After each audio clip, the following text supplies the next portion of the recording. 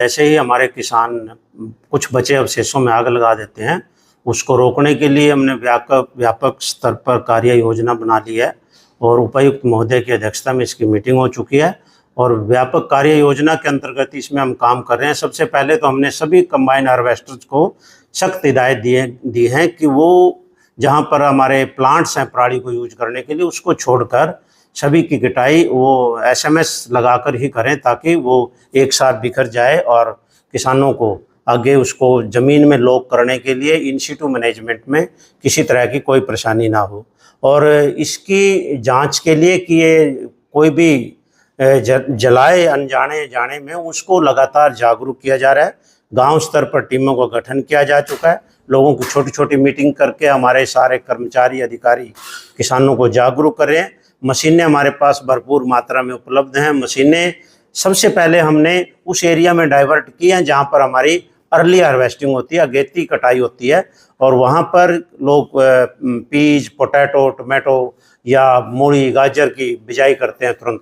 वहाँ window short होती है, तो उस एरिया को हमने पूरा मैप कर लिया। मैप करने के उपरांत हम वहाँ पर मशीनरी हमने डाइवर्ट कर दिया। जहाँ जहाँ पर भी अभी एक दो जगह जैसे ही धान की कटाई हुई है, तो वहाँ पर हमने मशीनें उपलब्ध करा दी हैं। दूसरी है कि इसकी नज़र सैटेलाइट भारत सरकार की है, जो कि कल से स्टार्ट हो चुकी है 15 तारीख से। तो वो इसकी लोकेशन हर रोज़ हमारे मोबाइल पर, हमारी मेल पर भेजेगी और हम उस लोकेशन को ट्रेस करेंगे। और जो किसान इतनी जागरूकता के बाद, इतनी सुविधाएं देने के बावजूद, इतनी समझाने के बावजूद, इतना सारी हमने जो तंत्र लगा रहा है उसके बावजूद भी जलाएगा, उस पर 3 एक्शन लेने माननीय सुप्रीम कोर्ट के दिशा निर्देशानुसार, सरकार के आदेशानुसार हम वो कर रहे हैं।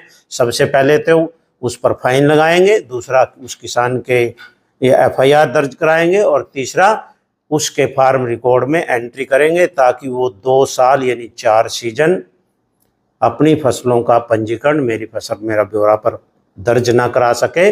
और मेरी फसल मेरा ब्यौरा पंजीकरण के साथ ही कृषि विभाग की सभी स्कीमों का लाभ मिलता, तो उस लाभ से भी वो वंचित रहेगा। पिछले साल काफ़ी संख्या में ये लोकेशन आई थी। तो मैं बात करूं, 2023 में 300 आई थी, और 24 में 2022 में 300 लोकेशन आई थी, 2024 में 154 आई थी, और पिछले साल 132 लोकेशन आई थी जो हर्षक ने दी थी। लेकिन वो हमारे धरातल पर पिछले साल केवल 72 लोकेशन जी मिली थी, जिसकी हमने रेड एंट्री कर दी थी, एफआईआर दर्ज करा दी थी और उन पर फाइन भी लगा दिया था। और एफआईआर दर्ज कराने उपरांत उन सब के केस